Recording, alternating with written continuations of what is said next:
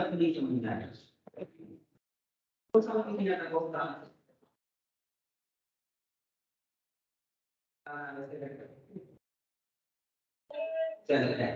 سکتے ہیں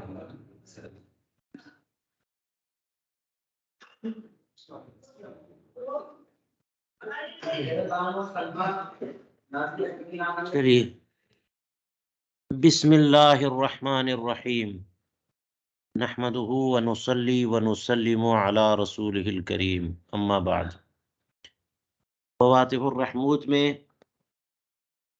اصل اول کی بحث جاری ہے، اور اس کتاب کی خصوصیات سے ہے کہ اس میں اصل اول کی بحث میں ایسی نادر بحثیں انہوں نے شامل کی ہیں جو عموماً اصول فقہ کی کتابوں میں موجود نہیں ہوتی۔ ان میں سے کئی مباحث گزر گئے، آج دو بحث اور ہے، دو مسئلہ، اور کوشش کرتے ہیں کہ ان دونوں باتوں کو بھی آج کور کر لیں تاکہ پھر اصل اول کی اصل گفتگو شروع ہو۔ تو پہلے دیکھیے پہلا مسئلہ، فرماتے ہیں لا یشتمل القرآن علی المہمل، قرآن کریم محمل پر مشتمل نہیں ہے، یعنی پورے قرآن کریم میں ایک آیت بھی یا ایک کلمہ بھی ایسا نہیں ہے جو بے معنی ہو، لغو ہو، محمل ہو۔ محمل کہتے کس کو ہیں؟ یہ وہ کلمہ ہوتا ہے جو کسی معنی پر دلالت نہ کرے، نہ حقیقتاً نہ مجازاً، بس آ گیا لفظ اور وہاں پر اس کا کوئی معنی ہے ہی نہیں، ٹھیک ہے۔ وَهُوَ الَّذِي لَمْ يَدُلَّ عَلَى مَعْنًى لا حقیقتاً ولا مجازاً۔ حالانکہ یہ ایک الگ مستقل بحث ہے، کیا قرآن میں مجاز ہے کہ نہیں، کیونکہ اصل ہے اصول شرع میں سے ایک اصل یہ ہے کہ الفاظ کو اس کے حقائق پر محمول کیا جائے گا جب تک کہ کوئی تعذر نہ ہو۔ آپ نے سن لیا، ہر لفظ کا قرآن و حدیث کے الفاظ میں سے، کلمات میں سے ہر کلمے کا کون سا معنی مراد ہونا چاہیے؟ حقیقت۔ مجاز کا ارتکاب نہیں کریں گے جب تک کہ کوئی تعذر نہ ہو، ٹھیک ہے۔ ہاں جہاں پہ دشواری ہو اور حقیقی معنی مراد لینے میں کچھ مسئلہ ہو تو پھر وہاں مجاز کی طرف جاتے ہیں، رجوع کرتے ہیں، جیسے ید اللہ فوق ایدیہم، وہ تو متشابہات میں سے قرار دے دیا، اور اہل تعویل اس کی تعویل کر لے جاتے ہیں کہ ہاتھ سے مراد مدد ہے، یہ ہاتھ سے مراد قدرت ہے۔ تو یہ ہے کہ قرآن کریم میں مجاز بھی ہے، مجاز بھی ہے، لیکن اصل یہ ہے کہ بغیر کسی تعذر یا پریشانی کے ہم مجازی معنی کی طرف نہیں جائیں گے۔ تو اسی لیے لا حقیقتاً ولا مجازاً کہا، نہ حقیقی معنی ہو اور نہ، اچھا حقیقی معنی نہیں ہے تو چلو مجازی معنی وہاں مراد لے لیں، وہ چل جائے، تب بھی کہہ دیں گے کہ لفظ محمل نہیں ہے، اس کا کچھ معنی تو ہوا۔ تو اس سے سمجھ میں آیا کہ کوئی کلمہ قرآن پاک میں محمل نہیں ہے، ولا علی الحشو، اور نہ ہی حشو ہے، یعنی محمل نہیں ہے کہ کوئی معنی ہی نہ ہو، اور حشو یعنی زائد کہ اس کا کوئی فائدہ نہ ہو، ایسا بھی نہیں ہے کہ ہے تو اس کا کچھ نہ کچھ معنی، لیکن وہ معنی وہاں پر لیا نہیں جا رہا ہے، اس لفظ کو بیان کرتے نہ کرتے دونوں صورت میں بات بن جاتی۔ تو حشو بھی نہیں ہے، حشو کہتے ہیں ایسے معنی کو جس کا کوئی وہو زیادۃ من غیر فائدہ، حشو کس کو کہتے ہیں؟ اب اسی لیے یہ بات چلی آتی ہے کہ لا اقسم بہذا البلد وانت حل بہذا البلد میں لا کو زائدہ کہا بعض لوگوں نے،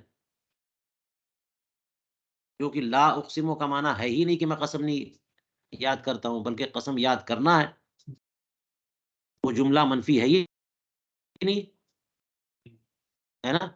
تو اس میں جا کے دیکھیے تفسیر میں کیا بحثیں ہیں، کچھ لوگوں نے زائدہ کہا، کچھ لوگوں نے اور کیا کہا، ٹھیک ہے۔ اور صحیح بات یہ ہے کہ وہ زائدہ بھی نہیں ہے اور یہ وہ لا تاکید کے لیے یا اس مفہوم کے لیے ہے کہ لا کے بعد وقف ہو اور الگ جملہ ہو. لا اقسم بہذا البلد. آپ سمجھ میں آئی؟ تو یہ سب میں نے آپ کو متوجہ کر دیا ہے. آپ کا بھی کچھ کام بنتا ہے کہ اپنی تحقیق اور اپنا مزاج تحقیقی بنائیں. ٹھیک ہے؟ کہ کسی کلمے کو زائدہ کہہ دینا، یہ قرآن کریم میں یہ کیا مطلب ہے اس کا؟ حالانکہ بعض لوگوں نے کچھ کہا ہے کچھ کلمات زائدہ. تو اگر زائدہ بھی ہو تو کیوں لایا جاتا ہے وہ زائدہ؟ اور زائدہ ہے بھی کہ نہیں ہے؟ یہ ایک تفتیش کا اور تحقیق کا موضوع آپ کے لیے. بہرحال بات یہ ہے کہ قرآن کریم میں محمل اور حشو نہیں ہے. کوئی کلمہ ایسا ہو جس کا کوئی معنی ہی نہیں ہے سرے سے، اور یا ہے تو معنی لیکن وہاں پہ کوئی معنی، اس معنی کا کوئی فائدہ نہیں ہے. خلاف الحشویہ، حشویہ کے برخلاف. تو وہ تو حشویہ ہے نا وہ لوگ، وہ تو کہہ دیں گے کہ بہت سارے ایسے کلمات ہیں جو جو بے فائدہ ہیں. معانی تو ہیں ان کے، لیکن چلیے ہم نے کہہ دیا کہ قرآن کریم محمل پر اور حشو پر مشتمل نہیں ہے. دلیل کہتے ہیں ہماری دلیل التکلم به نقص مستحیل علیہ تعالی. محمل لفظ بولنا یہ عیب کا کام، عیب ہے، نقص ہے، کمی ہے، اور اللہ تبارک و تعالیٰ کی ذات نقص اور عیب سے پاک ہے. بک بک بک بک لوگ کرتے ہیں، یہ کون کرتا ہے؟ شریف لوگ بھی تو نہیں کرتے بک بک بک بک. جانوروں کے الفاظ بولے جس کا کوئی مطلب نہیں. جانور بھی جو اپنی آواز نکالتے ہیں اپنے اپنے جذبات کے اظہار کے لیے نکالتے ہیں. بات سمجھ میں آ رہی ہے؟ اپنی ضرورت کے لیے نکالتے ہیں. تو بے معنی لفظ بولنا یہ عیب ہے کہ نہیں ہے؟ اللہ تبارک و تعالیٰ سے یہ ہو جائے گا؟ یہ تو محال ہے. فلا یسع الوقوع، تو سرے سے یہ ہوگا ہی نہیں. لہٰذا قرآن پاک میں کوئی محمل ہے ہی نہیں. حشویہ نے کہا کہ اس میں حروف مقطعات تو ہیں. بتائیے،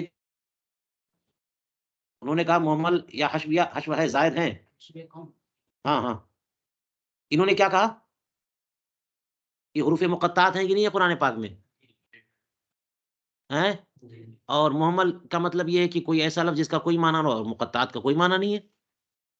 آپ دیکھ لیجیے تفسیر میں سب لوگ کہتے ہیں کہ اس کا معنی اللہ جانتا ہے، یعنی لغت میں یا کسی کتاب میں اس کا معنی نہیں ملے گا. تو مقطعات کیا ہیں پھر؟ وَلَمْ يُقْصَدْ مَدْلُولَاتُهَا اللُّغَوِيَّةُ وَلَا غَيْرُهَا، نہ تو ان کے لغوی معانی کا قصد ہوتا ہے اور نہ غیر لغوی، یعنی نہ حقیقی نہ مجازی. وہ تو مراد ہوتے نہیں ہے. لام والا کیا ہو گئے؟ فصارت محملہ. کیا ہوئے؟ دلیل سمجھ میں آئی؟ یہ محمل ماننا حشویہ کا کام ہے، انہوں نے دلیل اس پر یہ دی.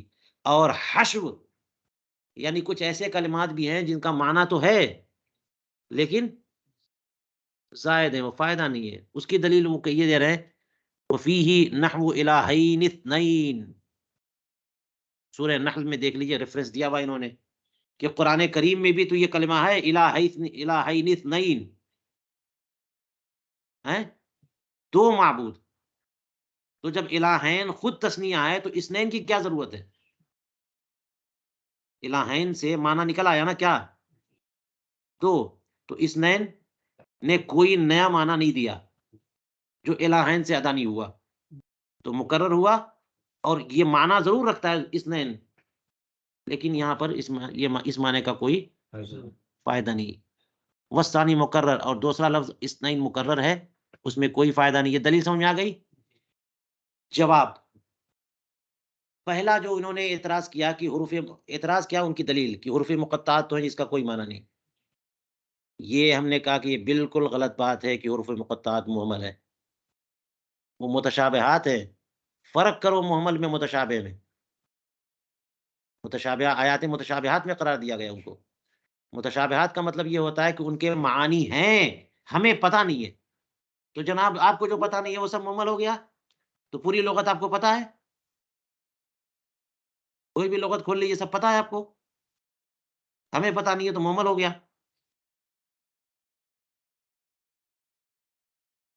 الاول من الالفاظ المتشابہہ، یہ حروف مقطعہ کس میں سے ہیں؟ فلہ معنی خفی، تو اس کا معنی خفی معنی ہے، پوشیدہ اس کا معنی ہے، کیسا معنی ہے وہ؟ خفی ہے انسانوں سے، لوگوں سے. لا یرجى الوقوف علیہ لأحد، کہ ایسا پوشیدہ معنی اس کا ہے کہ جس پر کسی کو واقفیت اور اطلاع ہو جائے اس کی کوئی امید نہیں ہے، امید منقطع ہو چکی ہے. اسی کو تو متشابہات کہتے ہیں. تو معنی سرے سے نہ ہو یہ ہے محمل، اور معنی ہو اور معلوم نہ ہو تو اس سے محمل تھوڑی ہو جائے گا. لأحد او لغیر الراسخین، یہاں پہ او کہہ کر کے لغیر الراسخین بھی کہہ دیا کیونکہ دو مذہب ہے اس میں، ابھی اس پہ باقاعدہ بحث آتی ہے کہ متشابہات کا معنی کسی کو نہیں معلوم، اور ایک مذہب کیا ہے، عام لوگوں کو نہیں معلوم، راسخین کو معلوم ہے. تو اسی لیے کہا لأحد، یا کہا کیا کہا، لغیر الراسخین، غیر راسخین کو ہاں متشابہات کا معنی معلوم نہیں ہے، نہ کوئی امید ہے، تو محمل کیسے ہو گیا؟ فلیس محملن، محمل تو وہ ہے جس کا معنی ہی نہ ہو نا، اور یہاں پہ معنی تو ہے. اچھا یہ جو الہین اثنین پر انہوں نے کہا اثنین نے کوئی نیا فائدہ نہیں دیا، یہی تو اعتراض تھا، تو یہ حشو ہے. تو اس کا جواب ہے کہ الثانی من التاکید، یہ دوسرا کلمہ جو ہے نا تاکید ہے، اور تاکید بھی اس کا بھی ایک مفہوم اور معنی ہوتا ہے، بے فائدہ نہیں ہے. ورنہ جناب تمام تاکیدات جو ہے نا آپ ختم کر دیجئے کہ کوئی فسجد الملائکۃ کلہم اجمعون، کتنی زیادہ تاکیدات ہیں، ہے نا. تو ان جب تاکیدات زیادہ ہوتی ہیں تو اس کا کوئی فائدہ ہوتا ہے، کیونکہ کبھی کبھی ایسا ہوتا ہے کہ کہہ دیا جاتا ہے کہ سب نے ملائکہ نے کیا تو اس کا مطلب یہ ہوا کہ زیادہ لوگوں نے کر لیا ہوگا، بعض اس سے مستثنا ہوں گے، تو کلہم کہا، اجمعون کہا، اور یہ اس لیے کہ سب کو شامل ہو جائے، کوئی فرد خارج نہ ہو کسی بھی جہت سے، نہ ان کے فرشتوں کے درمیان رہنے میں اور نہ فرشتوں کی جنس سے ہونے میں، تاکہ ابلیس کا استثناء درست ہو، الا ابلیس کا نا، ٹھیک ہے. تو تاکید جو ہے نا یہ بھی بلاغت کی قسموں میں سے ہے، اس سے معنویت میں اضافہ ہوتا ہے. بات سمجھ میں آئی؟ تو یہاں پہ الہین، الہین سے معنی تو ہو گیا، لیکن اسنین سے، اچھا اس تاکید سے مراد وہ تاکید نحوی نہیں ہے، اے من قبیل ہی، تاکید کی قبیل سے ہے.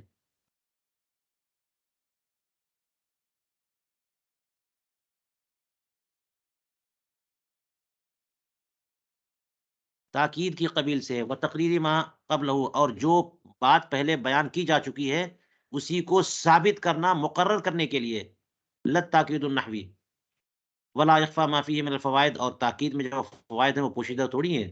کیا آپ لوگ اپنی جملے میں تاکیدی کلمات نہیں بولتے، اور کوئی اپنی بات کو میں زور دینے کے لیے کچھ مؤکدات استعمال کرے تو کیا وہ حشویہ میں سے ہو گیا؟ لغو اور لایانی بات کر رہا ہے وہ،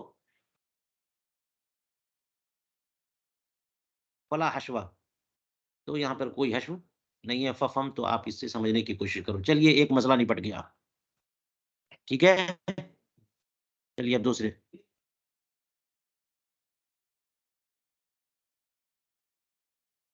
کہتے ہیں مسئلہ فیہ ما لا یفہم لأحد.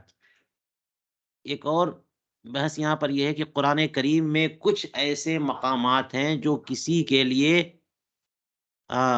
کسی کو سمجھ میں نہیں آتے، کسی کے لیے مفہوم نہیں ہے، لائق فہم نہیں ہے، سمجھ نہیں پا رہے لوگ، یا سمجھ نہیں پائیں گے، اور یہی تو آیت متشابہات ہیں.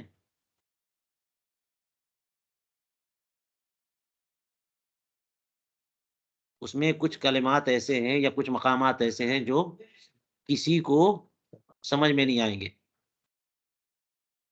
وَاسْتَأْثَرَ اللَّهُ تَعَالَى بِعِلْمِهِ، اور اس کا علم صرف اللہ تبارک و تعالیٰ کو ہے.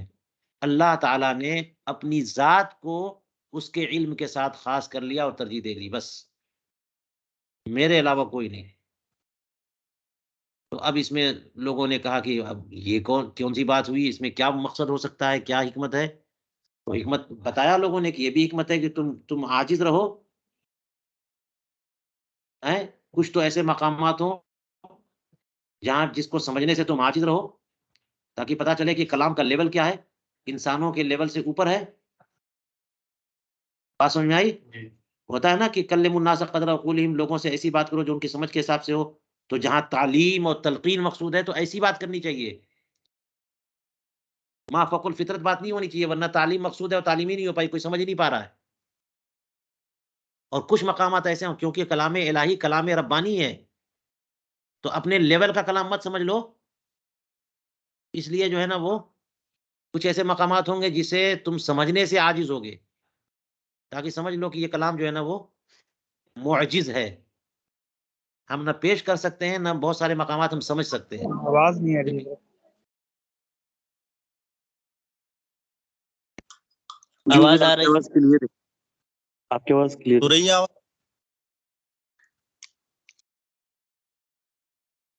جی آواز آ رہی ہے؟ ہے جی حضور۔ جی جی جی تو بات یہ ہے کہ کچھ مقامات ایسے ہیں جو کوئی سمجھ نہیں سکتا۔ والامامان فخر الاسلام و شمس الائمہ خصص المسئلہ بما عدا رسول اللہ صلی اللہ علیہ وآلہ واصحابہ وسلم وهو الیق والاسود۔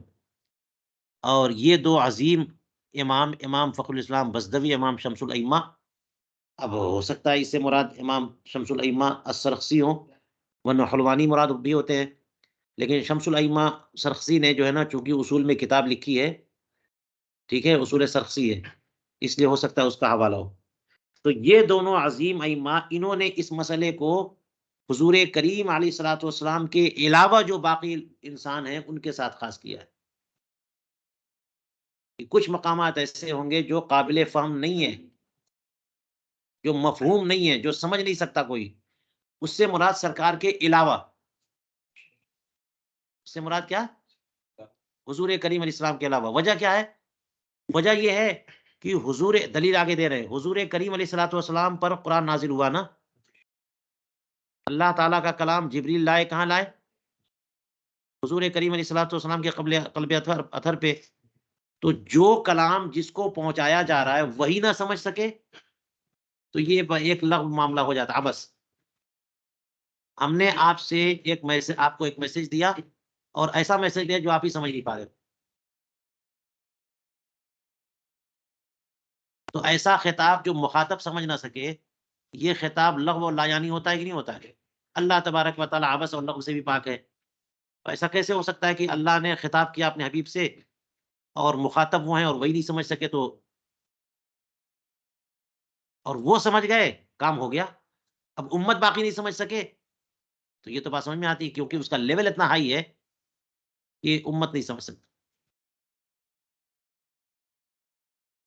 ٹھیک ہے، کہتے ہیں کہ یہ جو کہا گیا کہ مسئلہ فیہ ما لا یفہم لأحد، کوئی نہیں سمجھ سکتا، اس میں حضور کریم علیہ السلام شامل نہیں ہے، ٹھیک ہے، بلکہ وہ مستثنا ہیں، اور یہی کہتے ہیں الیق، اور یہی زیادہ مناسب ہے، ورنہ ان کو بھی شامل کر لیں گے تو یہ بات بری ہو جائے گی، جیسا کہ میں نے بتایا ابھی۔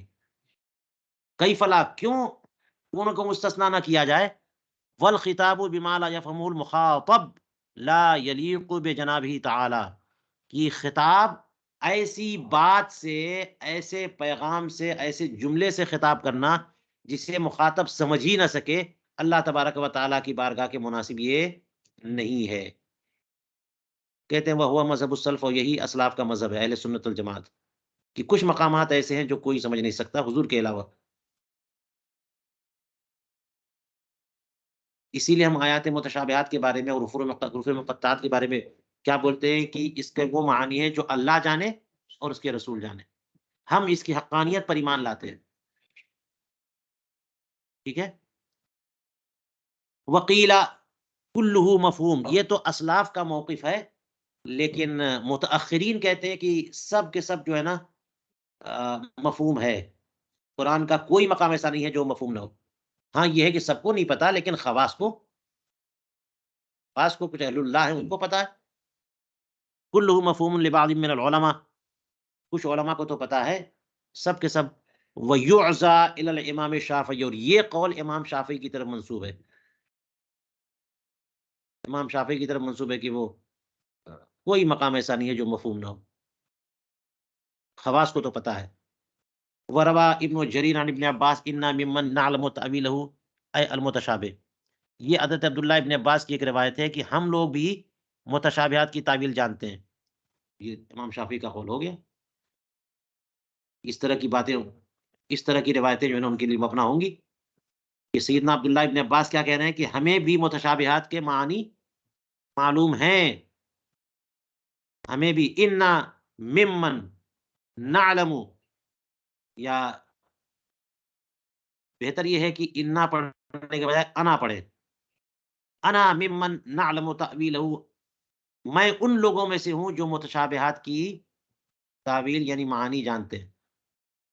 کذا فی الدرر المنثورہ، اور ابن جریر اور ابن ابی حاتم کی روایت ام المؤمنین عائشہ صدیقہ رضی اللہ تعالی عنہا سے کہ کان رسوخهم فی العلم ان آمنوا بمحکمہ ومتشابہہ ولم یعلموا تأویلہ۔ ہاں، ان کی روایت یہ ہے کہ جو والراسخون فی العلم کہا گیا ہے نا خواص کو، تو ان کا رسوخ فی العلم یہ نہیں ہے کہ وہ معانی جانتے ہیں، رسوخ فی العلم یہ ہے کہ اس کی حقانیت پر ایمان رکھتے ہیں۔ ان آمنوا بمحکمہ ومتشابہہ، ان کا رسوخ فی العلم کیا ہے؟ محکمات قرآن متشابہات قرآن دونوں کو مانتے ہیں، ولم یعلموا تاویلہ، اور معنی نہیں جانتے، یہ ان کا رسوخ فی العلم ہے۔ وروى ابن حمید و ابن جریر عن عمر ابن عبدالعزیز، یہ دیکھیے یہاں پر یہ لگا دیا نا تو گڑبڑ ہو گیا، یہاں پہ ہونا چاہیے انتہا کا تعلق آگے سے۔ یہ ایک اور سند ہے، حضرت عمر ابن عبدالعزیز رضی اللہ تعالیٰ عنہ یہ فرماتے ہیں کہ انتہا علم الراسخین فی العلم بتأویل القرآن الی ان قالوا آمنا بہ کل من عند ربنا، وہ جو قرآن کریم میں فرمایا ہاں کہ کچھ قرآن کریم کی وہ آیتیں جن میں محکمات ہیں وَأُخَرُ متشابہات، ہے نا، اور اس کے بعد فرمایا کہ جن لوگوں کے دل میں زیغ ہے وہ متشابہات کی تعویل کی تلاش میں رہتے ہیں، وہ ابتغاء الفتنہ، ابتغاء تعویلہ وابتغاء الفتنہ، وما يعلم تأویلہ الا اللہ والراسخون فی العلم یقولون آمنا بہ کل من عند ربنا۔ تو وہ راسخون فی العلم جو ہیں، ان کے علم کے بارے میں ام المومنین نے کہا کہ ان کا علم یہ ہے کہ وہ متشابہات کو حق مانتے ہیں، شک و ریب میں نہیں ہے۔ اور ان کا حضرت عمر ابن عبدالعزیز کا کیا کہنا ہے؟ فرما رہے ہیں کہ جو راسخین فی العلم ہیں ان کا علم یعنی قرآن کریم کی تعویل کے معاملے میں، قرآن کریم کے تعویل کے جاننے کے معاملے میں جو راسخین ہیں ان کا علم انتہا، یہ الا ان قالوا، الا حرف جر اور ان قالوا پورا جملہ مل کر کے مجرور، جر مجرور مل کر متعلق ہوا انتہا کا، ٹھیک ہے، اور بتأویلی یہ با حرف جر مجرور مل کر کے متعلق ہوگا العلم کے، اور پھر فی العلم جر مجرور مل کے متعلق ہوگا راسخین کے۔ تو قرآن کریم کی تعویلات کے علم میں جو لوگ راسخ ہیں ان کا علم یہاں تک پہنچ گیا کہ انہوں نے یہ کہا آمنا بہ کل من عند ربنا، اتنا راسخ علم ہے ان کا قرآن کریم کی تعویلات میں۔ اور اسی طرح سے حضرت ابو شعثا اور ابو نحیک ان لوگوں کی بھی روایتیں ہیں، الآثار کلھا، یہ ساری روایتیں کہاں پر ہیں؟ الدر المنصورہ میں۔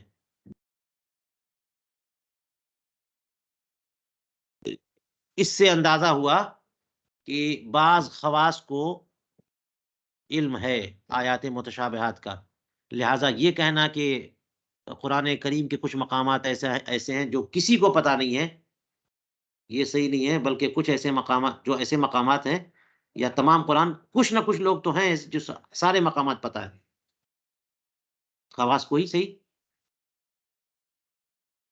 تو چلیے یہ تو دو قول ہو گیا نا. ایک تو یہ ہو گیا کہ کچھ مقامات ایسے ہیں جو کسی کو معلوم نہیں, اور دوسرا کیا ہے کہ کلو مفہوم.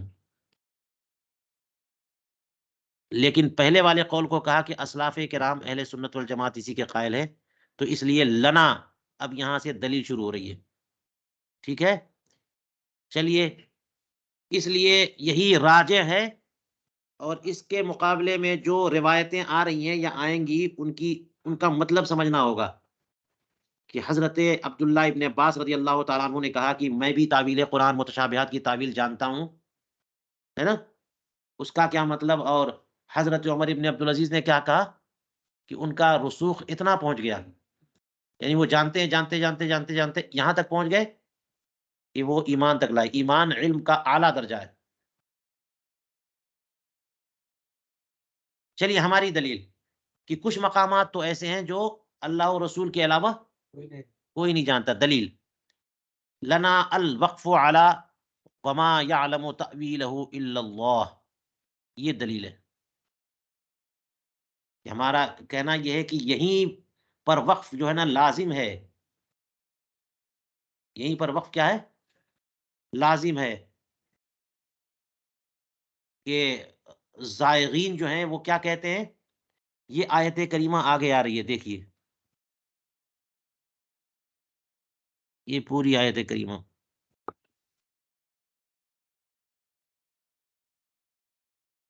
دکھ رہی ہے.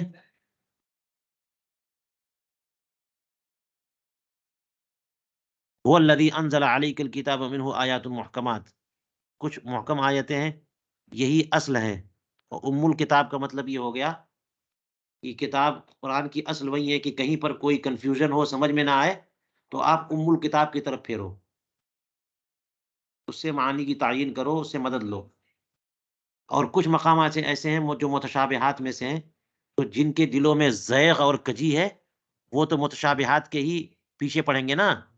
اس کا کیا مطلب ہے, اس کا کیا مطلب ہے, جیسے وہابیہ, نجدیہ, خوارج, ان لوگوں کا یہی طریقہ, الرحمن علی العرش استویٰ کے پیچھے پڑے رہیں گے. ید اللہ فوق ایدیہم, اور ایسی آیتیں نکال کے لے کے آئیں گے یہ لوگ, اسی سے استدلال کریں گے, حالانکہ وہ متشابہات میں سے ہے.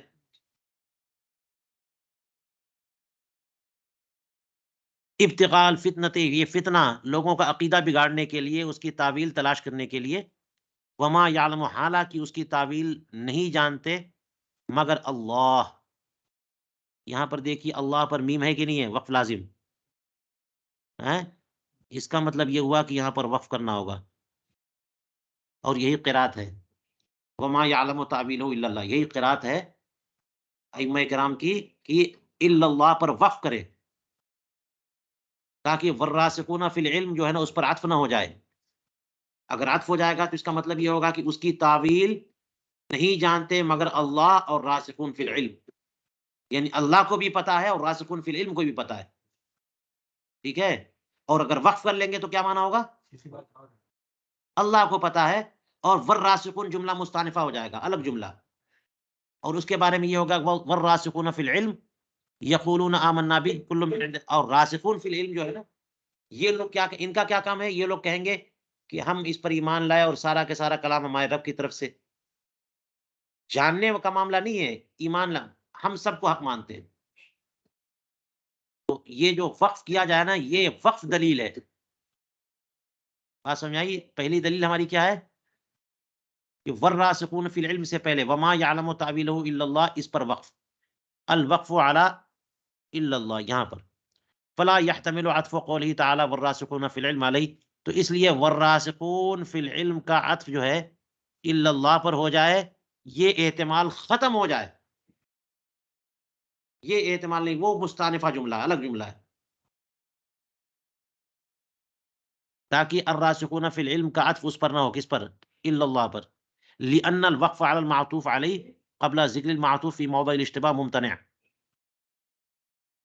کیونکہ معطوف اور معطوف علیہ ایک ساتھ ہوں, اور مقام جو ہے وہ کیسا ہو, مقام مشتبہ ہو, کہ اگر وقف کریں گے تو کچھ اور معنی ہو جائے گا, نہیں کریں گے تو کچھ اور معنی ہو جائے گا. تو ایسے موقع پر وقف جو ہے نا وہ منع ہوتا ہے. وقف کیا ہوتا ہے؟ منع ہوتا ہے. جیسے مثال کے طور پر آپ دیکھ لیجئے کہ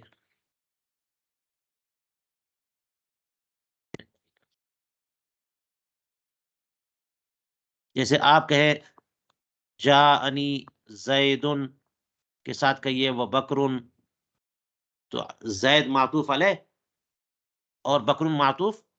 اگر آپ یہ کہنا چاہتے ہیں کہ زید بھی آیا اور بکر بھی آیا، تو اگر یہاں پر وقف مت کریے، وقف مت کریے، ورنہ عطف میں فرق پڑ جائے گا، ہے نا. مثال کے طور پر ہاں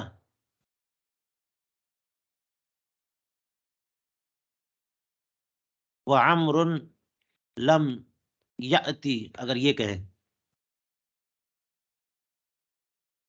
تو اگر آپ کو بکر کو زید سے ملحق کرنا ہے، معطوف کرنا ہے، تو آپ کہیں گے زید بھی آیا، بکر بھی آیا ہے اور عمر نہیں آیا.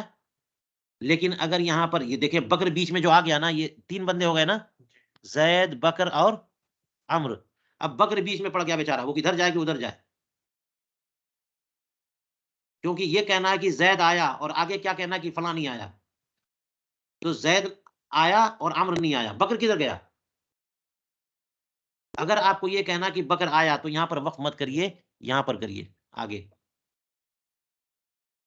تو معطوف موضع اشتباہ میں معطوف اور معطوف علیہ کے درمیان وقف کرنا منع ہے. بات سمجھ میں آئی؟ کیونکہ اگر زیدن پر وقف کر دیں گے اور بکر کو اس پر معطوف کیا ہوا ہے تو یہ وقف آپ مت کریے، اشتباہ ہو جائے گا اور بکر نہ آنے والوں میں شامل ہو جائے گا. ٹھیک ہے؟ تو اس لیے یہاں پر جو ہے وہ وقف کرنا یہاں پر لازم ہو گیا، کیونکہ وقف اگر نہ کریں، جو کہ وقف منع ہوتا ہے، کہ اگر راسخون فی العلم معطوف ہے، اگر راسخون فی العلم معطوف ہے تو یہاں وقف منع ہونا چاہیے نا. یہاں وقف کیا ہونا چاہیے؟ ائمہ قرات کیا بول رہے ہیں؟ وقف ضرور کرو. کیونکہ یہاں پر بھی موضع اشتباہ ہے، کیونکہ والراسخون فی العلم کے بعد بھی پورا جملہ آ رہا ہے، والراسخون فی العلم یقولون، وہ پورا جملہ آ گیا. تو اگر راسخون الا اللہ پر عطف ہے کہ اللہ جانتا ہے اور راسخین جانتے ہیں، تو وقف منع ہونا چاہیے نا. کیونکہ وقف اگر کر دیں گے تو راسخون کٹ کر کے الگ والے جملے سے متعلق ہو جائے گا، کیونکہ آگے اس کی خبر آ رہی ہے. تو وقف کیا ہونا چاہیے؟ لیکن ائمہ قرات کیا بولتے ہیں؟ تو اس کا مطلب یہ کہ وہ خود کاٹ رہے ہیں، وہ کہہ رہے ہیں کہ وہ عطف ہے ہی نہیں سرے سے. اس لیے خلاصہ یہ ہوا کہ راسخین کو کسی کو علم نہیں ہے. بات ہو گئی؟ تو ہماری دلیل جو ہے نا الا اللہ پر جو وقف ہے وہ دلیل ہے. لأن الوقف على المعطوف علیہ قبل ذکر معطوف فی موضع الاشتباہ ممتنع، جیسا کہ سارے کے سارے قراء کا ہی موقف ہے. بل حفاظ الزمان یقولون، بلکہ اس زمانے کے جو حفاظ ہیں وہ کہتے ہیں کہ یہ وقف لازم ہے. اور جو ومن اعترض علیہ بان الوقف على بعض الجملہ صحیح کما صح عن رسول اللہ صلی اللہ علیہ وسلم انه وقف الحمد للہ رب العالمین فقد غفل وخلط الموضع الذي هو محل الامتناع بغیرہ الذي هو محل الجواز. تو یہ جو ہیں تمام ائمہ قرات اس پر قائم ہے، اور یہ کہا جاتا ہے کہ یہ کیا وقف ہے کیسا؟ اس کا مطلب یہ ہوا کہ وہ کہہ رہے ہیں کہ الراسخون فی العلم جو ہے نا وہ عطف ہے ہی نہیں. ٹھیک ہے؟ اب اس پر یہ جو بات آ گئی ہے، اس پر کوئی اعتراض کرے کہ جناب وقف نہ ہونا نہیں، وقف کا لازم ہونا یا وقف ہونا. سنیے گا غور سے یہ اعتراض، توجہ رہے. یہ اعتراض اس دلیل پر کوئی کہہ دے کہ یہ وقف جو ائمہ قرات نے لازم قرار دیا ہے، تو بہت سارے ایسے مقامات پر بھی وقف کیا جا سکتا ہے جہاں پر جو ہے وہ جملہ ایک چل رہا ہے، پورا جملہ، اور جملے کے درمیان ابھی جملہ پورا بھی نہیں ہوا ہے، اس پہ وقف کرنا. اس کی اجازت ہے، منع نہیں ہے. اس کی مثال حضور کریم علیہ الصلوۃ والسلام نے وقف کیا ہے الحمدللہ رب العالمین پر. اس پر اس کے بعد کیا ہے؟ اس کے بعد کیا ہے نا؟ تو اب ترکیب کریے آپ الحمدللہ رب العالمین کی ہے. تو جب الحمدللہ رب العالمین کی ترکیب کریں گے تو رب العالمین جو ہے نا اللہ کے لیے بدل ہوگا نا. بات سمجھ میں آ رہی ہے؟ تو الرحمن الرحیم کیا ہوگا؟ جب صفت موصوف یا بدل ہوتے جائیں گے تو جتنے بدل ہے مبدل منہ سے یا صفت موصوف سے مل کر کے سب تو ایک ہوگا نا. تو جملہ تو جا کر کے وہاں پورا ہو رہا ہے نا. الحمدللہ، الحمد مبتدا اور للہ حرف جار مجرور مل کر متعلق ہوگا ثابت ان کے، ٹھیک ہے. اور پھر اس کے سارے صفات یا سارے مؤکدات یا سارے بدل بدل مبدل منہ مل کر کے جو ہے یہ متعلق ہوں گے ثابت ان کے، تب جا کے جملہ پورا ہوگا نا. تو الحمدللہ رب العالمین پہ جملہ تو پورا ہوا ہی نہیں. کیسے ایک آیت ہو گئی؟ اور کیسے حضور کریم علیہ السلام وقف کرتے تھے؟ اس کا مطلب یہ ہوا کہ جملہ اگرچہ ابھی پورا نہیں ہوا ہے لیکن جملے کے بعض حصے پر وقف کرنا درست ہے. آپ سمجھ میں آ رہے؟ یہ اعتراض ہے کہ جملہ ابھی پورا نہیں ہوا پھر بھی وقف آپ کر سکتے ہیں. تو وہی وقف تو یہ بھی ہو سکتا ہے وہی والا وقف ہو وما یعلم تأویلہ الا اللہ، اور والراسخون عطف ہے اس پر، لیکن ابھی جملہ پورا نہیں ہوا اور وقف کر دیا گیا کیونکہ ایسا ہو سکتا ہے. یہ اعتراض سمجھ میں آیا؟ اس کا جواب کہتے ہیں کہ یہ جواب ہو گیا کیونکہ جنہوں نے بھی یہ اعتراض کیا ہے فقط غفلا، غفلت سے کام لیا، خلط مبحث کر دیا، انہوں نے خلط ملط کر دیا. ہم کہہ رہے ہیں موضع اشتباہ میں اور آپ نارمل مقامات سے اعتراض کر رہے ہیں. ہم نے مثال دی ہے زید عمرو بکر کی، وہاں اگر وقف نہ کرے تو کچھ کا کچھ ہو جائے گا، اور یہاں کون سا موضوع اشتباہ ہے؟ ہم وہاں پہ کہہ رہے ہیں وقف لازم کیا، آپ وقف جائز کی بات کر رہے ہیں. کیونکہ کہتے ہیں کہ کسی نے اعتراض کیا کہ وقف جو ہے جملے کے بعض حصے پر صحیح ہے، جیسا کہ حضور کریم علیہ السلام نے یہاں پر وقف کیا ہے، ٹھیک ہے. تو جس نے بھی ومن اعترض، یہ شرط فقط غفلہ، یہ جزا، اس نے غفلت سے کام لیا ہے اور خلط کر دیا ہے. خلط ملط وہ مقام جو محل امتناع ہے اس کو خلط کر دیا اس مقام سے جو محل جواز ہے. یہ تو محل جواز ہے. یہاں پر جو ہے نا کون سا یہ ہے کہ اگر الحمدللہ رب العالمین پر وقف کر لیں گے تو الرحمن الرحیم اس سے متعلق ہو جائے گا، آگے تب بھی متعلق تو اسی سے رہے گا. چلیے ولنا قولہ تعالی والراسخون فی العلم استیناف، ہیں. اور ہماری دوسری دلیل کیا ہے اس سلسلے میں کہ والراسخون فی العلم یہ جملہ مستانفہ بھی تو میں نے بتایا نا، یہ معطوف نہیں ہے الا اللہ، اللہ پر معطوف نہیں ہے، کلمہ اس میں جلالت میں معطوف نہیں ہے، بلکہ یہ جملہ مستانفہ ہے. والراسخون مبتدا، یہ اپنے متعلقات سے مل کے، ٹھیک ہے. یہ استیناف ہے. فلا یرتبط ما قبلہ ہی ما قبلہ، اس سے ما قبل سے یہ مرتبط نہیں ہے، بالکل الگ جملہ ہے. یہ کیسے؟ یہ دلیل کیا ہے کہ لقراءۃ ابن مسعود ان تأویلہ الا عند اللہ، کیونکہ حضرت عبداللہ ابن مسعود کی ایک قرات ہے، اس میں یہ ہے کہ وما یعلم تأویلہ الا اللہ، اس کی جگہ یہ ہے کہ ان تأویلہ الا عند اللہ. ما یعلم تأویلہ الا اللہ کی بجائے ان تأویلہ، ان تأویلہ نہیں، ان تأویلہ الا عند اللہ، اس کی تعویل نہیں ہے مگر صرف اللہ کے پاس.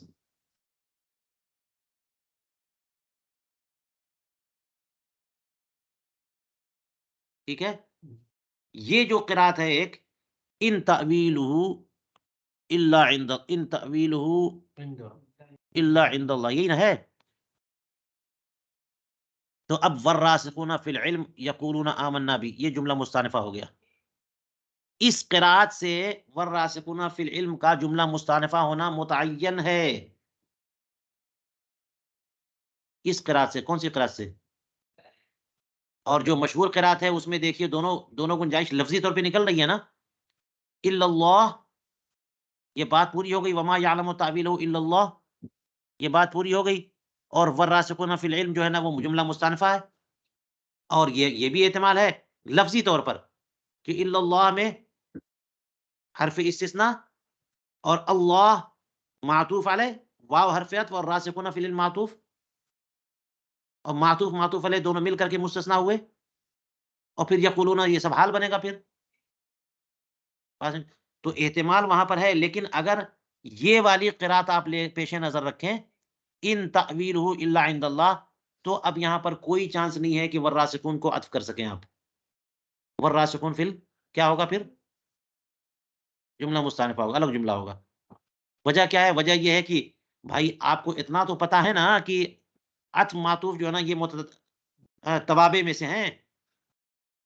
آپ کا یہ اصول تو پتا ہے نا کہ معطوف جو ہے نا یہ توابع میں سے ہے. جو معطوف علیہ کا اعراب ہوگا وہی معطوف کا اعراب ہوگا. تو اس قرات کی بنیاد پر الا عند اللہ، تو عند مضاف، اللہ مضاف، اس میں جلالت مضاف الیہ. مضاف الیہ کیا ہوگا؟ مجرور. تو والراسخون کا اگر عطف ہوگا تو کیا ہوگا؟ کیا ہونا چاہیے؟ کیسے ہونا چاہیے؟ والراسخین. جو مشہور قرات ہے اس میں تو ٹھیک ہے وما یعلم تاویلہ الا اللہ والراسخون. لیکن یہ جو قرات ہے حضرت عبداللہ ابن مسعود کی، اس میں تو مجرور ہے نا. تو اس قرات نے تو طے کر دیا کہ والراسخون عطف ہو ہی نہیں سکتا، ورنہ والراسخون نہیں ہوتا، راسخین ہوتا. چلیے یہ دلیل سمجھ میں آ گئی. رواہ ابن ابی داؤد عن الاعمش عنہ رضی اللہ تعالیٰ عنہ حضرت عبداللہ ابن مسعود سے قذا فی الدور المنصورہ. والاستئناف ہونا متعین، استئناف یہاں پر اس قرات میں. مشہور قرات میں تو دونوں گنجائش تھی نا لفظی اعتبار سے، لیکن عبداللہ ابن مسعود کی اس قرات میں کوئی گنجائش نہیں ہے عطف کی، استئناف متعین ہے. وجہ اس لیے کہ کلمہ جلالت جو ہے نا یہ مجرور ہے اور والراسخون کیا ہے؟ مرفوع ہے. اسی طرح سے حضرت وقراءت ابی و ابن عباس، حضرت ابی ابن کعب، عبداللہ ابن عباس، ان کی بھی قرات ہے. اس میں کیا ہے؟ ویقول کا اضافہ ہے. یہ اس سے بھی اندازہ ہوا کہ وہ جملہ مستانفہ ہے. مشہور قرات میں کیا ہے؟ الا اللہ والراسخون فی العلم یقولون. اور ان دونوں حضرات کی قرات میں یقولون بعد میں نہیں بلکہ پہلے ہی ہے. ویقول الراسخون. اب بتائیے اب کہاں تک؟ یہ بھی ایک قرات ہے ویقول الراسخون فی العلم آمنا بھی. یہ کہاں کی تخریج ہے؟ رواه عبد الرزاق والحاکم والصححه عن طاووس عنہ رضی اللہ عنہ كذا في الدور المنصورہ ایضا.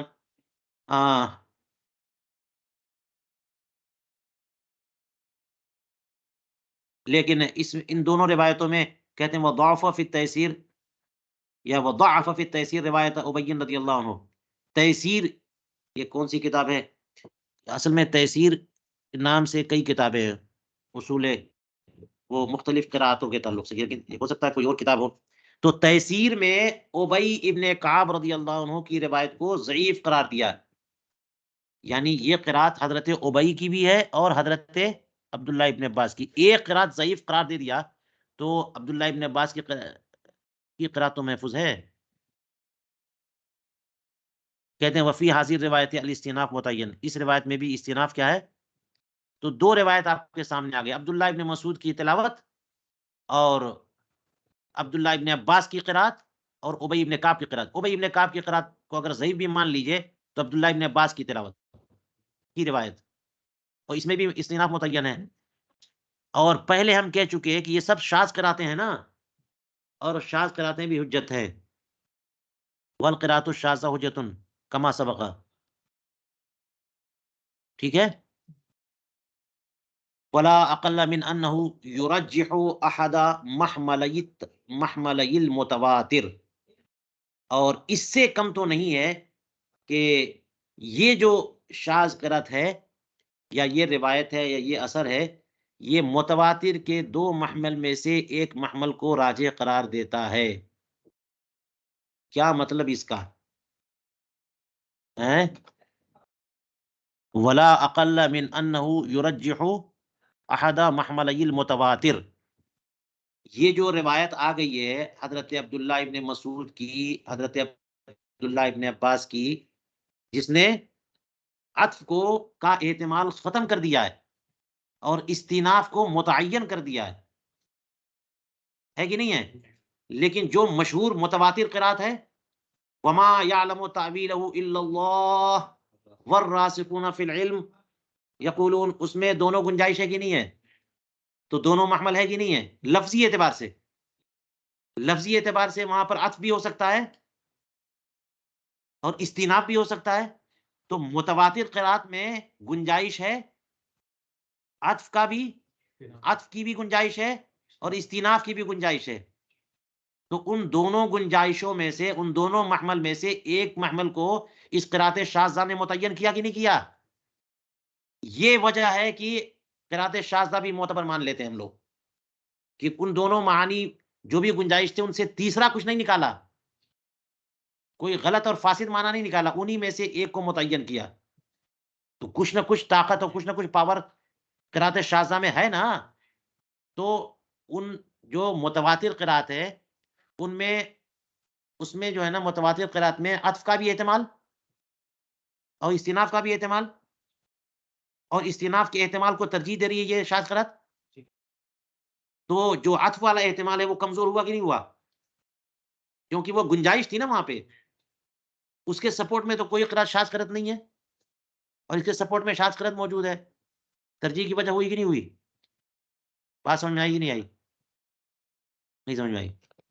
چلیے، کہتے ہیں کہ ولا اقل، کم سے کم، اس سے کم تو نہیں ہے کہ یہ جو شاذ قرات ہے یہ متواتر کے دو محمل میں سے ایک کو یہ ترجیح دے رہی ہے. ہاذا، خذ ہاذا. یہ سب بیان کرنے کے بعد کہتے ہیں ولی فی کلام. یہاں پر مجھے کلام ہے جناب. کیا کلام ہے؟ اس شارح کو کیا کلام آ گیا؟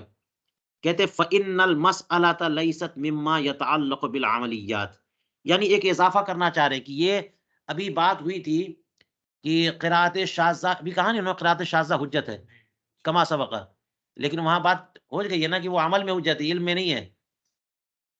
بھول گئے کیا؟ وہ قرات شاذہ بھی کل ہی بات ہوئی ہے. ہاں، مفید عمل ہے، موجب عمل ہے، موجب علم نہیں ہے. تو عقیدے کی بات اور قرآنیت کی بات وہاں شاذ قرات سے کہاں ثابت ہوگی؟ عمل والی بات ثابت ہوگی. فَإِنَّ الْمَسْأَلَةَ، تو وہی اضافہ کر رہے ہیں کہ ہاں ہاں بات صحیح ہے لیکن یہ مسئلہ جو ہے نا وہ عقیدے کا تھوڑی ہے. فَإِنَّ الْمَسْأَلَةَ لَيْسَتْ مِمَّا يَتَعَلَّقُ بِالْعَمَلِيَّاتِ. ہاں، کہ یہ جو ہے نا، نہیں بلکہ یوں کہہ رہے کہ فَإِنَّ الْمَسْأَلَةَ، یہ مسئلہ عملیات والا ہے ہی نہیں بلکہ عقیدے والا ہے. وَإِنَّمَا هِيَ مِنَ الْاعْتِقَادِيَّات، اور اعتقادیات کا کیا؟ کیوں؟ کیونکہ سوال یہ ہے کہ کیا متشابہات کے معانی راسخین فی العلم جانتے ہیں؟ تو اعتقاد والی بات ہوئی کہ کیا مانا جائے کہ راسخون فی العلم کو متشابہات کا علم ہے؟ تو کہیں گے ہاں یا کہیں گے نہیں. تو عقیدے والی بات ہوئی نا، اور عقیدے میں مفید نہیں ہے وہ کون چیز؟ قرات شاذہ. ہاں، فلا بد من حجت، لہذا ان روایتوں سے اور عبداللہ ابن مسعود اور عبداللہ ابن عباس رضی اللہ تعالیٰ عنہ کی روایتوں سے یہ بات ثابت نہیں ہو پائے گی، کیونکہ وہ مفید عمل ہیں، مفید علم نہیں ہے. تو ایسی حجت چاہیے جو مفید یقین ہو، اور قرات شاذہ مفید یقین نہیں ہے. مگر یہ کہ آپ یہاں پر اس کی توجیہ ایک کر سکتے ہیں، وہ کیا ہے کہ ٹھیک ہے یہ اعتقادی ہے لیکن دوسری جہت سے آپ غور کریے. المقصود حرمت العزم علی التاویل عملی، اس طرح یہ معاملہ عملی ہو جائے گا. کس طرح عملی ہوگا؟ ہاں سنیے کیسے عملی ہوگا. یہ کہہ دیتے ہیں چھوٹی بات ہو، ہم کو تفسیر کرنی پڑتی ہے. بات یہ ہے کہ جب آپ والراسخون فی العلم کو، والراسخون فی العلم کو جملہ مستانفہ مانیں گے، معطوف نہیں مانیں گے، تو آپ جان جائیں گے کہ راسخون فی العلم کے علم کی کوئی صورت نہیں ہے. ہاں متشابہات ہاں کا علم جو ہے نا اللہ کو ہے، راسخون فی العلم کو نہیں ہے، ان کو الگ کیا جا رہا ہے۔ اگر عطف نہیں مانیں گے اور جملہ مستأنفہ مانیں گے تو آپ کو پتا ہو جائے گا کہ راسخون فی العلم کو بھی علم نہیں ہو سکتا۔ تو جب علم راسخون فی العلم کو نہیں ہو سکتا تو متشابہات کی تعویل کے پیچھے پڑنا حرام ہے، مت کرو یہ سارا کام۔ یہ عملی ہوا کہ نہیں معاملہ؟ جب آپ کو پتا چل جائے کہ راسخون فی العلم کو بھی متشابہات کا علم نہیں ہے تو خاک آپ پڑے ہوئے ہو متشابہات کی تعویل میں، آپ کے لیے راستہ بند ہے، آپ کے اوپر حرام ہے کہ آپ متشابہات کی تعویل کے پیچھے پڑو ہیں۔ اور اگر عطف مان لیں گے تو پھر یہ ہوگا کہ ہاں ہاں ہاں ہاں راسخین فی العلم کو بھی پتا ہے تو ہم بھی ٹرائی کرتے ہیں،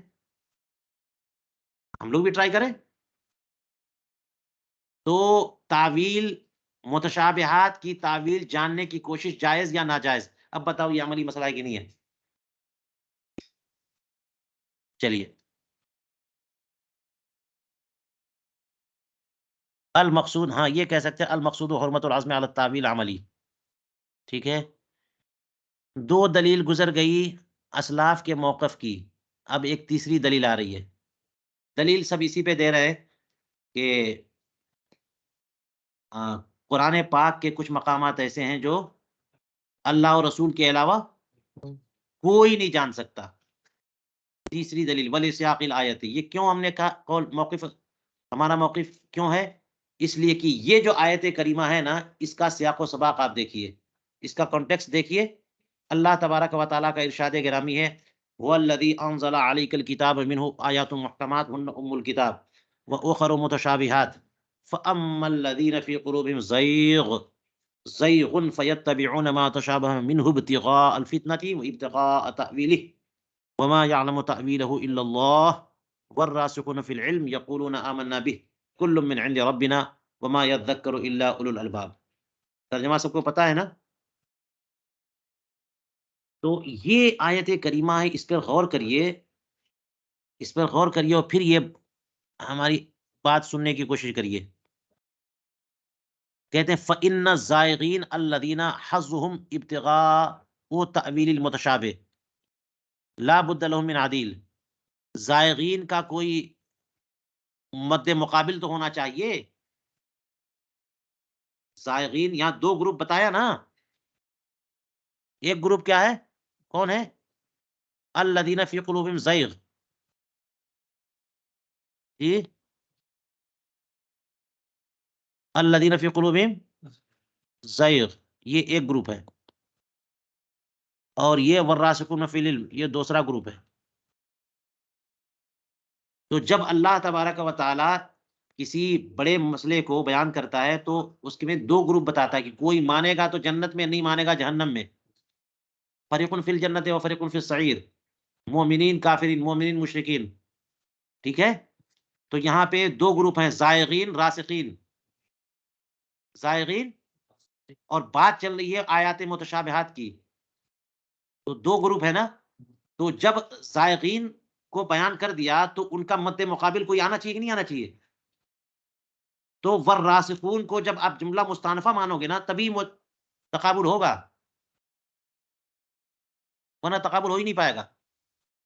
صرف زائغین ہی زائغین کا بیان ہوا، کیونکہ معنی یہ ہوگا کہ زائغین کا کیا کام ہے؟ زائغین اس کی تعویل کے پیچھے پڑ جاتی ہے، تو کہا فَيَتَّبِعُونَ مَا تَشَابَهَ مِنْهُ، زائغین کیا کرتے ہیں؟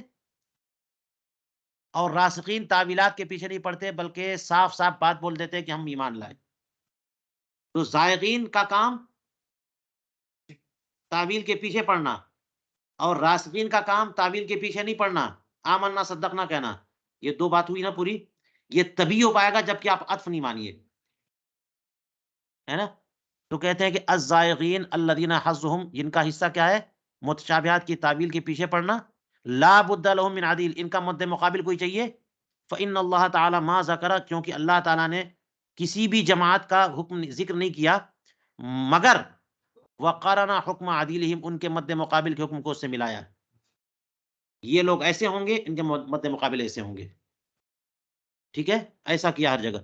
والراسخون هم الصالحون، اور لفظ راسخون جو ہے نا کلمہ اس آیت کریمہ میں، یہی لوگ نہیں، صالحون سے مراد نیک نہیں، یہاں پر هم الصالحون للعدیلیت، عدیلیت کے یہاں پہ عدیل چاہیے کہ نہیں چاہیے؟ ایک مقابل چاہیے. تو مقابل ہونے کے لائق کون ہے؟ اب جناب آپ کہیے گا کہ عطف ہے اللہ پر، تو اللہ بھی کو بھی مد مقابل مان لیجئے پھر. تو زائغین کے مقابلے میں اللہ یہ صحیح مقابل ہوگا، تقابل ہوگا؟ اگر آپ والراسخون کو اللہ پر اسم جلالت پہ عطف مانتے ہیں تو مد مقابل کون ہوا؟ اللہ اور راسخین، ہے نا؟ یہ ٹھیک جو ہے نا تقابل نہیں ہے. ٹھیک تقابل یہ ہے کہ راسخین اور زائغین. تو راسخین جو ہے نا یہی لوگ عدیلیت کے لائق ہے. فیجب ان یکونا، تو لازم ہوا کہ راسخین کا حصہ کیا ہو؟ عدم التاویل. ان کا حصہ تعویل، ان کا حصہ عدم التاویل، بلکہ محض ایمان. فیکون الراسخون استینافا لبیان حظیم، تو یہ راسخون جو ہے نا یہ استیناف ہو جائے گا. والراسخون جملہ مستأنفہ، عطف نہیں. وما فی التلوی، یہ بات مضبوط ہو گئی. آیت کریمہ کی وضاحت سے یہ بات سامنے آ گئی نا. چلیے اب یہاں پہ ایک دفع دخل مقدر کہتے وما فی التلویح انہ لا بد علی ھذا من کلمۃ اما، من کلمۃ اما. ایک اعتراض ہے، وہ اعتراض کیا؟ یہ جو توجیہ ابھی کی ہے انہوں نے، اس پر ایک اعتراض یہ پڑے گا کہ یہ تلوی میں ہے کہ اگر یہ راسخون کو زائغین کے مد مقابل پیش کرنا ہے جملہ مستأنفہ بنا کر کے، تو اس میں یہاں بھی اما چاہیے. کہاں پہ؟ راسخون کے ساتھ بھی کیا چاہیے؟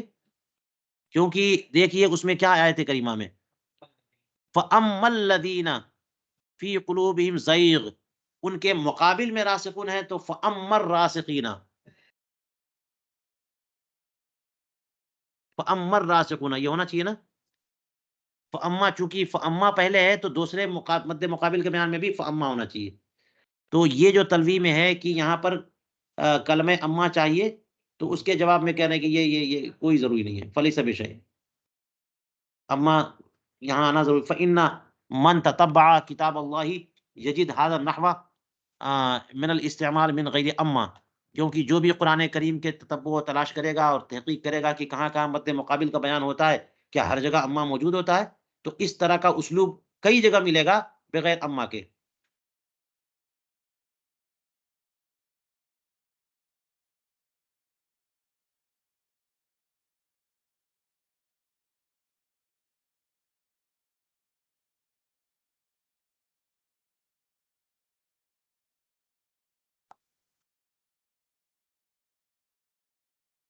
ہاں چلیے، ثم بقی فیہ کلام کہہ کر کے ایک اور ایراد اور اس کا جواب، لیکن آج یہی پر روک دیتے ہیں، وقت کافی ہو گیا.